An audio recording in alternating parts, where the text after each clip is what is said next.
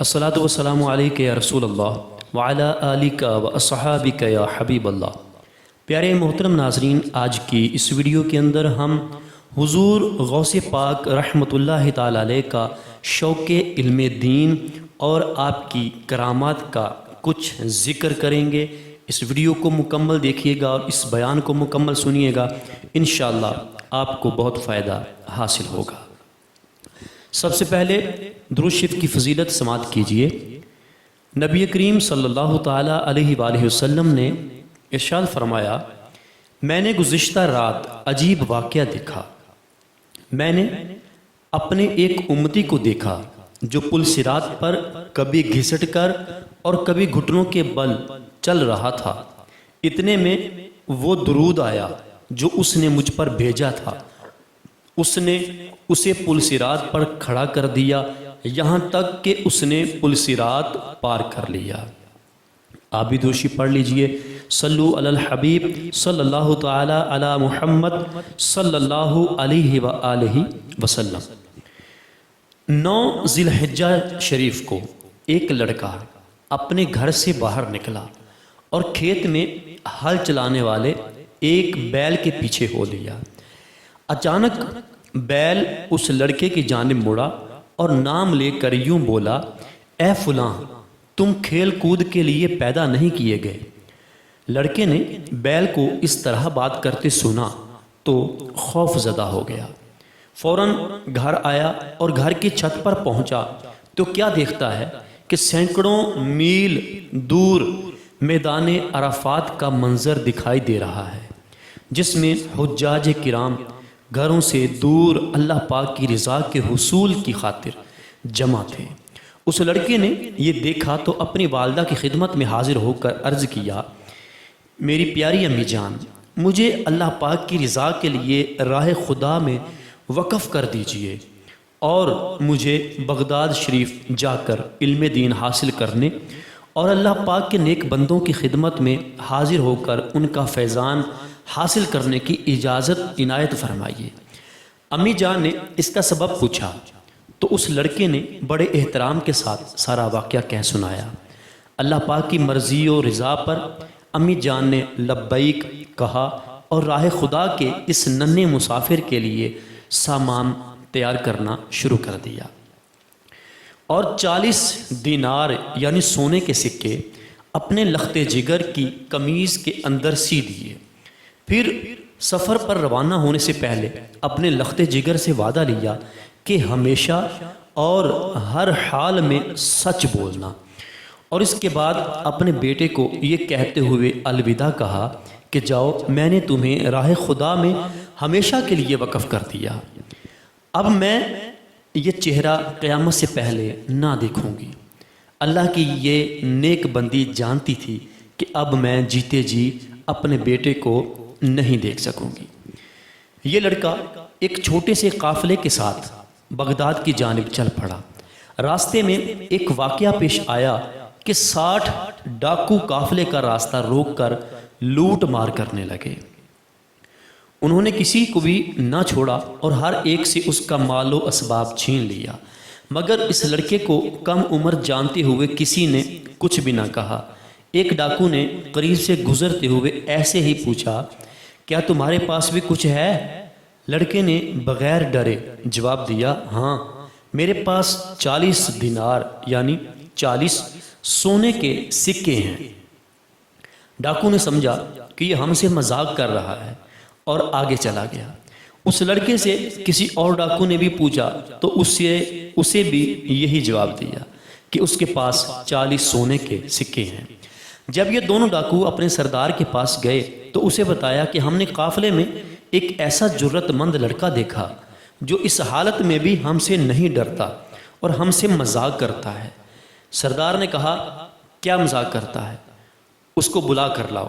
جب وہ لڑکا آیا تو سردار کے پوچھنے پر اب بھی وہی کہا جو پہلے کہا تھا کہ میرے پاس 40 سونے کے دینار ہیں۔ سردار نے تلاشی لی تو واقعی اس کے لباس میں سے 40 دینار مل گئے۔ لڑکے کے اس سچ بولنے پر سب حیران ہوئے اور اس سے سچ بولنے کا سبب پوچھا تو لڑکا کہنے لگا کہ میری امی نے گھر سے نکلتے ہوئے وعدہ لیا تھا کہ ہمیشہ اور ہر حال میں سچ بولنا، اور میں اپنی امی کا وعدہ نہیں توڑ سکتا۔ ڈاکوؤں کا سردار یہ سن کر رو پڑا اور کہنے لگا، ہائے افسوس، یہ لڑکا اپنی امی سے کیے ہوئے وعدے کی اس طرح پاسداری کرے، اور میں ہوں کہ سالہ سال ہو گئے اپنے رب کے عہد کی خلاف ورزی کر رہا ہوں۔ اس سردار نے روتے ہوئے راہ خدا کے اس ننھے مسافر کے ہاتھ پر توبہ کر لی، اور اس کے باقی ساتھی بھی یہ کہتے ہوئے توبہ کرنے لگے کہ اے سردار، جب لوٹ مار کے برے کاموں میں تو ہمارا سردار تھا، اب نیکی کی راہ پر بھی تو ہی ہمارا سردار ہوگا۔ پیارے محترم ناظرین، راہ خدا کا یہ ننھا مسافر کوئی اور نہیں بلکہ ہمارے اور آپ کے پیارے پیارے پیر و مرشد، پیروں کے پیر، پیر دستگیر، روشن ضمیر، قطب ربانی، محبوب سبحانی، پیر لاسانی، پیر پیراں، میر میراں، شیخ سید عبد القادر جیلانی رحمۃ اللہ تعالی علیہ تھے۔ سچ بولنے کی بھی کیا خوب برکتیں ہیں کہ سچ کی برکت سے ڈاکوؤں کو سردار سمیت توبہ کی سعادت نصیب ہو گئی۔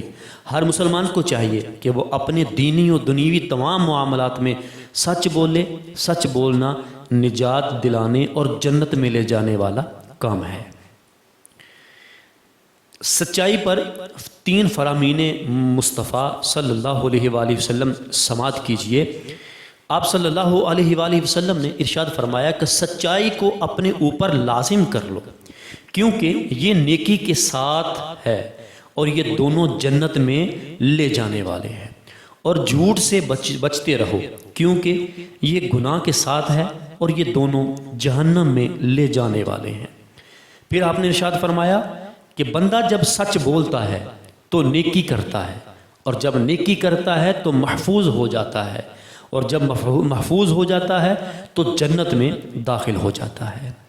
پھر آپ نے ارشاد فرمایا کہ کتنی بڑی خیانت ہے کہ تم اپنے مسلمان بھائی سے کوئی بات کہو جس میں وہ تمہیں سچا سمجھ رہا ہو، حالانکہ تم اس سے جھوٹ بول رہے ہو۔ پیارے محترم ناظرین، بعض اوقات ایسا بھی ہوتا ہے کہ بندہ اپنی عزت بچانے کے لیے جھوٹ بولتا ہے کہ اگر سچ بولے گا تو لوگ ملامت کریں گے، برا بھلا کہیں گے، حالانکہ عزت سچ میں ہی پوشیدہ ہے۔ جبکہ جھوٹ میں اگرچہ ظاہری طور پر دنیا میں بے عزتی سے بچ بھی گئے، لیکن اللہ پاک کی بارگاہ میں بروز قیامت جو ندامت و شرمندگی ہوگی، اور بیان سے باہر ہے۔ جھوٹ سے بچنے کا ایک طریقہ یہ بھی ہے کہ بندہ دنیوی ذلت کے مقابلے میں جہنم کی اخروی ذلت اور عذابات کو پیش نظر رکھے، کہ دنیوی ذلت تو چند لمحوں کی ہے اور ان قریب ختم ہو جائے گی، لیکن اخروی ذلت تو اس سے کہیں بڑھ کر ہے۔ لہٰذا کسی ملامت کرنے والے کی ملامت کی پرواہ مت کیجیے اور ہمیشہ سچ بولیے۔ حضور غوث پاک شہنشاہ بغداد رحمۃ اللہ تعالی علیہ نے ابتدائی تعلیم قصبہ جیلان میں حاصل کی، پھر مزید تعلیم کے لیے سن 488 سن ہجری میں بغداد شریف تشریف لائے۔ آپ رحمۃ اللہ تعالیٰ علیہ نے بڑے اچھے طریقے سے علم حاصل کیا اور اپنی تعلیم مکمل فرما کر اپنے زمانے کے علماء میں نمایاں مقام حاصل کیا۔ دوران طالب علمی آپ کو فاقہ کشی یعنی بھوکے رہنے کی نوبت بھی آئی، اور نہ جانے کن کن دشوار گزار مرحلوں سے گزرنا پڑا، مگر اس کے باوجود علم دین حاصل کرنے کا جذبہ ٹھنڈا نہ ہوا۔ نہایت محنت و مشقت کے ساتھ علم دین حاصل کرتے رہے، اور جب اس سلسلے کی تکمیل ہو گئی اور آپ رحمۃ اللہ تعالیٰ علیہ فیض و کمال پر پہنچ گئے تو بہت بڑے عالم دین بن گئے۔ آپ رحمۃ اللہ تعالیٰ علیہ کی علمیت کی شہرت دور دور تک پہنچ گئی، تو آپ کے استاذ محترم مرشد گرامی حضرت شیخ ابو سعید مخزومی رحمۃ اللہ تعالیٰ علیہ نے درس و تدریس کے واسطے اپنا مدرسہ آپ کے حوالے کر دیا، جس کی ذمہ داری آپ نے خوش دلی کے ساتھ نہ صرف قبول فرمائی بلکہ مسند تدریس کو رونق بخش کر علوم و فنون کے پیاسوں کو سیراب کرنے لگے۔ میرے مرشد حضور غوث پاک رحمۃ اللہ تعالی علیہ اپنے قصیدہ غوثیہ میں ارشاد فرماتے ہیں، درست العلم حتی صرت قطبا، یعنی میں نے علم کا درس لیا یہاں تک کہ مقام قطبیت پر پہنچ گیا۔ مزید ارشاد فرمایا کہ فقہ سیکھ، اس کے بعد تنہائی اختیار کر۔ جو بغیر علم کے خدا کی عبادت کرتا ہے وہ جتنا سنوارے گا اس سے زیادہ بگاڑے گا۔ اپنے ساتھ شریعت کی شمع لے لو، اللہ پاک کی طرف سے سب سے زیادہ قریب راستہ بندگی کے قانون کو لازم پکڑنا اور شریعت کی گرہ کو تھامے رکھنا ہے۔ پیارے محترم ناظرین، اولیاء کرام کی سب سے افضل قسم صدیق کہلاتی ہے، اور الحمدللہ ہمارے غوث پاک رحمۃ اللہ تعالی علیہ صدیق تھے۔ شیخ ابو الحسن عمرانی کیمیاتی اور بازار رحمۃ اللہ تعالی علیہما نے بغداد میں 591 سن ہجری میں کہا کہ ہم نے شیخ محی الدین ابو محمد عبد القادر جیلانی رحمۃ اللہ تعالی علیہ کے پاس مدرسے میں دروازہ ازج میں 557 سن ہجری میں حاضر ہوئے، اور وہ انجیر کھا رہے تھے۔ تب آپ نے کھانا چھوڑ دیا اور دیر تک بے ہوشی میں رہے۔ پھر فرمایا کہ اس وقت میرے دل پر علم لدنی کے 70 دروازے کھول دیے گئے ہیں، ہر ایک دروازہ اتنا کشادہ یعنی وسیع ہے جتنا کہ آسمان و زمین کی کشادگی۔ پھر خاص لوگوں میں اللہ پاک کی پہچان کی باتیں دیر تک کرتے رہے، حتیٰ کہ حاضرین کے ہوش جاتے رہے، اور ہم نے کہا کہ ہم کو یہ گمان بھی نہیں کہ شیخ کے بعد کوئی اور ایسا کلام کر سکے۔ میرے پیر و مرشد سیدی حضور غوث پاک رحمۃ اللہ تعالی علیہ اپنے بچپن کے ایک واقعے کے بارے میں فرماتے ہیں کہ میری عمر 10 سال کی تھی۔ میں ایک دن اپنے گھر سے مدرسے کی طرف جا رہا تھا۔ میں نے فرشتوں کو دیکھا جو بچوں سے کہہ رہے تھے کہ اللہ کے ولی کے لیے جگہ کشادہ کر دو تاکہ وہ بیٹھ جائیں۔ اسی دوران ایک شخص ہمارے قریب سے گزرا جسے میں اس وقت نہیں جانتا تھا۔ اس نے فرشتوں سے یہی بات سنی تو اس نے ایک فرشتے سے پوچھا، یہ لڑکا کون ہے؟ فرشتے نے کہا کہ ان قریب اس کی شان عظیم ہوگی، اس کو عطا کیا جائے گا، منع نہیں کیا جائے گا، اس کو اختیار دیا جائے گا اور روکا نہیں جائے گا، اور اس کو قریب کیا جائے گا، اس سے دھوکہ نہ کیا جائے گا۔ حضور غوث پاک رحمۃ اللہ تعالی علیہ فرماتے ہیں پھر میں نے اس شخص کو 40 سال کے بعد پہچانا تو وہ اس وقت کا ابدال تھا۔ پیارے محترم ناظرین، میرے پیر و مرشد شہنشاہ بغداد حضور غوث پاک رحمۃ اللہ تعالی علیہ نے بڑی مشکل وقت میں بڑی محنت و لگن کے ساتھ علم دین حاصل کیا۔ آپ رحمۃ اللہ تعالی علیہ خود فرماتے ہیں کہ میں اپنے طالب علمی کے زمانے میں اساتذہ سے سبق لے کر جنگل کی طرف نکل جایا کرتا تھا، پھر بیابانوں میں اور ویرانوں میں دن ہو یا رات، آندھی ہو یا برسات، گرمی ہو یا سردی، اپنا مطالعہ جاری رکھتا تھا۔ اس وقت میں اپنے سر پر ایک چھوٹا سا امامہ باندھتا اور معمولی سی ترکاریاں یعنی سبزیاں کھاتا۔ پھر کبھی کبھی یہ ترکاریاں بھی نہ ملتی مگر میں اپنا مطالعہ جاری رکھتا۔ پھر نیند آتی تو خالی پیٹ ہی کنکریوں سے بھری ہوئی زمین پر سو جاتا۔ جب میرے مرشد پاک حضور غوث پاک نے علم دین سے فراغت حاصل کر لی اور آپ درس و تدریس کی مسند اور افتاء کے منصب پر پہنچ گئے یعنی مفتی بھی بن گئے، تو لوگوں کو وعظ و نصیحت اور علم و عمل کی اشاعت یعنی پھیلانے میں مصروف ہو گئے۔ چنانچہ دنیا بھر سے علماء و صلحاء یعنی نیک لوگ آپ کی بارگاہ میں علم سیکھنے کے لیے حاضر ہوتے۔ اس وقت پورے بغداد میں آپ کا ہم پلہ کوئی نہ تھا۔ آپ علم کے سمندر تھے۔ آپ کو علم فقہ، علم حدیث، علم تفسیر، علم نحو اور علم ادب وغیرہ علوم پر مہارت تامہ حاصل تھی۔ جب آپ کو آپ کے اساتذہ نے علم حدیث کی سند دے دی تو فرمانے لگے، اے عبد القادر، الفاظ حدیث کی سند تو ہم آپ کو دے رہے ہیں لیکن حقیقت یہ ہے کہ حدیث کے معانی و مفہوم کا سمجھنا تو ہم نے آپ ہی سے سیکھا۔ گویا استاد کہہ رہے ہیں کہ ہم اگرچہ ظاہری تو آپ کے استاد صحیح، لیکن حقیقت میں باطنی طور پر تو آپ ہمارے استاد ہیں۔ حضور غوث پاک رحمۃ اللہ تعالی علیہ کو علم دین کے پھیلانے کا اس قدر شوق تھا کہ آپ اپنا وقت بالکل ضائع نہیں فرماتے تھے۔ آپ علمی کاموں میں ہی اکثر مصروف رہتے۔ دوسرے شہروں کے طلباء آپ کی تعریف اور علوم و فنون میں مہارت کی شہرت سن کر آپ کی خدمت میں علم دین حاصل کرنے اور آپ کے فیوزات و برکات لوٹنے کے لیے حاضر ہوتے۔ آپ علم و عمل کے ایسے پیکر تھے کہ جو بھی آپ کے پاس علم حاصل کرنے کے لیے حاضر ہوتا وہ خالی ہاتھ نہ لوٹتا تھا، یعنی علم کے ساتھ ساتھ عمل بھی پڑھا دیتے تھے۔ یہ بڑا قابل غور نقطہ ہے کہ استاد ایسا باعمل ہونا چاہیے کہ اس کے پاس پڑھنے والا باعمل بن کر اٹھے۔ پہلے نمازی تھا تو تہجد گزار بن جائے، پہلے اس کا ظاہر درست تھا تو اب استاد کی برکت سے باطن بھی روشن ہو جائے۔ کاش ایسا استاد ہو۔ حضرت قاضی ابو سعید مبارک مخزومی رحمۃ اللہ تعالی علیہ کا بغداد میں ایک مدرسہ تھا۔ وہ اس میں واعظ و نصیحت اور علم حاصل کرنے والوں کو علم سکھایا کرتے تھے۔ جب قاضی صاحب کو حضور غوث پاک رحمۃ اللہ تعالی علیہ کے علمی و عملی فضل و کمالات اور فہم و فراست کا علم ہوا تو قاضی صاحب نے اپنا مدرسہ آپ کے حوالے کر دیا۔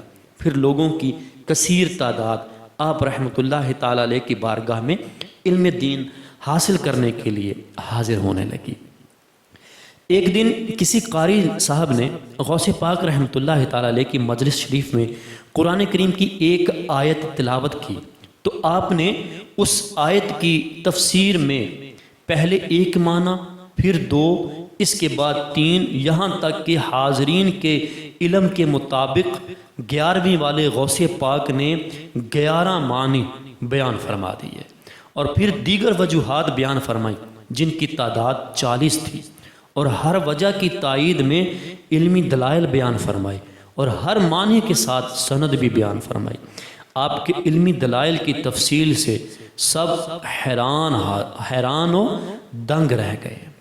امام ابو الحسن علی بن حیتی رحمۃ اللہ تعالی علیہ فرماتے ہیں کہ میں نے غوث پاک رحمۃ اللہ تعالی علیہ کے ساتھ حضرت امام احمد بن حنبل رحمۃ اللہ تعالی علیہ کے مزار فائز الانوار کی زیارت کی۔ میں نے دیکھا کہ حضرت امام احمد بن حنبل رحمۃ اللہ تعالی علیہ مزار پر انوار سے باہر تشریف لائے اور حضور سیدی غوث پاک رحمۃ اللہ تعالی علیہ کو اپنے سینے سے لگا لیا اور انہیں خلعت یعنی بہترین لباس پہنا کر ارشاد فرمایا، اے شیخ عبد القادر، بے شک میں علم شریعت، علم حقیقت، علم حال، فعل حال میں تمہارا محتاج ہوں۔ اعلیٰ حضرت امام احمد رضا خان رحمۃ اللہ تعالی علیہ فرماتے ہیں کہ شریعت حضور اقدس صلی اللہ علیہ وسلم کے اقوال ہیں اور طریقت حضور کے افعال یعنی اعمال، اور حقیقت حضور کے احوال، اور معرفت حضور کے علوم بے مثال۔ فتاوی رضویہ جلد 26 میں صفحہ نمبر 433 پر حضور غوث پاک رحمۃ اللہ تعالی علیہ کے بارے میں ہے کہ آپ ہمیشہ سے حنبلی تھے اور بعد کو جب عین الشریعت الکبریٰ تک پہنچ کر منصب اجتہاد مطلق حاصل ہوا تو مذہب حنبل کو کمزور ہوتا ہوا دیکھ کر اس کے مطابق فتویٰ دیا کہ حضور یعنی غوث پاک رحمۃ اللہ تعالی علیہ محی الدین یعنی دین کو زندہ کرنے والے اور دین متین کے یہ چاروں ستون ہیں۔ لوگوں کی طرف سے جس ستون میں ضعف آتا دیکھا اس کی تقویت فرمائی یعنی اس کو قوی کر دیا۔ میرے پیارے پیارے مرشد حضرت غوث ثقلین رحمۃ اللہ تعالی علیہ کی مبارک زندگی کا ایک اہم پہلو یہ بھی ہے کہ آپ رحمۃ اللہ تعالی علیہ نے دین کا کام ایسے وقت میں شروع کیا جب چاروں طرف فتنہ و فساد کا دورہ تھا۔ ملت اسلامیہ کافی خستہ حالی کا شکار تھی۔ ان نامساعد حالات میں ہمارے پیارے پیارے مرشد حضور غوث پاک رحمۃ اللہ تعالیٰ علیہ بغداد شریف میں تشریف فرما ہوئے اور بھٹکی ہوئی انسانیت کو راہ راست پر لانے کے لیے نیکی کی دعوت عام کرنے کا سلسلہ شروع کیا۔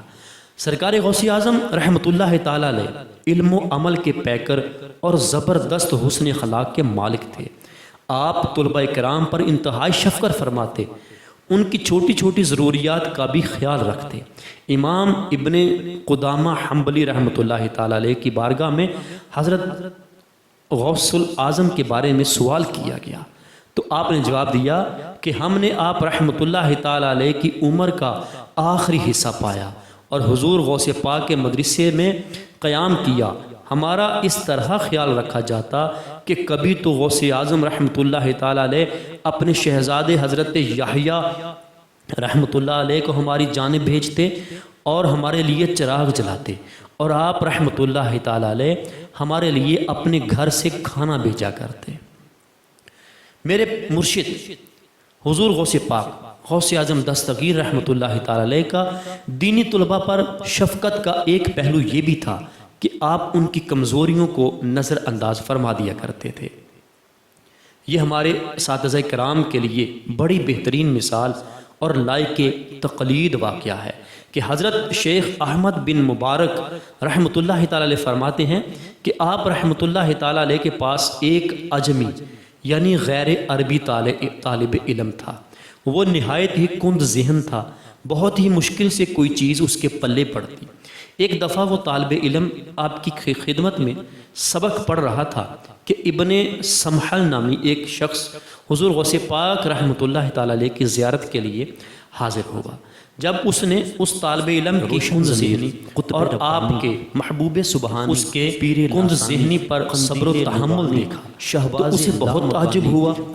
جب وہ طالب علم وہاں سے اٹھ کر چلا گیا تو ابن سمحل نے کہا، مانے بشارت سمحل نے عرض کیا کہ اس طالب علم کی کند ذہنی اور موٹی عقل اور آپ کے صبر پر میرے تو صاحب بڑی حیرت ہے۔ میرے مرشد نے فرمایا کہ میری محنت اس کے ساتھ بس ایک ہفتہ سے بھی کہا گیا کہ یہ سارے کیونکہ اس طالب علم کر دیے انتقال فرماتے ہیں۔ حضرت احمد بن مبارک رحمۃ اللہ تعالیٰ علیہ فرماتے ہیں کہ اس دن سے مرید بھی میں نے اس طالب علم کے دن گننا شروع کر دیے، اور جب ایک ہفتہ پورا ہونے کو اپنے پروردگار آخری دن عزت و جلال کی قسم کا انتقال میرا دست رحمت پیارے محترم مرید میرے پیر و مرشد جس طرح میرے پیر روشن ضمیر زمین پر روشن ضمیر بھی تھے، اور آپ کو سب پتہ بھی ہو تو کہ یہ کب مرے۔ الحمدللہ غوث پاک کا کند ذہن طالب علم پر محنت کرنا اور شفقت کے ساتھ کی قسم بڑھائے چلے جانا ہمارے لیے لائق تقلید ہے۔ جب تک عام طور پر ایک استاد کی شفقت اور ذہین طالب علم کے لیے فرماتے ہیں کہ اللہ عز و جل نے مجھ سے رضا الہی پیش نظر ہو تو یقیناً دوسروں کو جنت میں محنت کرنے پر زیادہ ثواب ملے گا۔ تو کیونکہ جو عمل دنیا میں دشوار میرا مرید کہے میں اسے اتنا ہی قیامت مریدوں نیکیوں کے پلڑے میں وزن اور اس کی طرف اپنی توجہ رکھتا ہوں، جیسا کہ منقول ہے کہ نکیر سے اس بات کا عہد لیا ہے افضل ترین عمل وہ ہے میرے مریدوں جس میں زحمت زیادہ ہے۔ لہذا کند ذہن طالب علم پر زحمت زیادہ ہوتی ہے، اس پر غصہ بھی آتا ہے کہ یہ سمجھتا نہیں، لیکن اگر پھر بھی کوئی صبر کے ساتھ دین محترم ناظرین پڑھاتا چلا جائے آج کا اور ثواب اکٹھا کرتا چلا جائے تو کیا لگا ہوگا۔ بہت سارے واقعات حضور غوث پاک جی محترم ناظرین آپ نے سماعت کی۔ آج کی اس ویڈیو کے اندر ہم نے حضور غوث پاک رحمۃ اللہ تعالیٰ علیہ کا شوق علم دین اور آپ کی کچھ کرامات کا ہماری ویڈیو کو اچھی لگی ہے تو یقیناً آپ نے اس ویڈیو کو مکمل دیکھا ہوگا اچھا سا اور ویڈیو کو مکمل دیکھ کر اور آپ ہمارے چینل اچھا لگا وزٹ کیجئے۔ اگر ہماری یہ ویڈیو آپ کو پسند آئی ہے تو ہماری ویڈیو کو سننے کو لائک کیجئے، اچھا سا کمنٹ کر دیجئے اور ہمارے چینل کو سبسکرائب کرنے کے ساتھ بیل نوٹیفیکیشن کو آل نوٹیفیکیشن پہ پریس کر ہماری روزانہ اس کا فائدہ آپ کو یہ ہوگا کہ ہماری روزانہ کے طور پہ آنے والی نئی ویڈیو آپ تک جلد سے جلد پہنچ جائے گی۔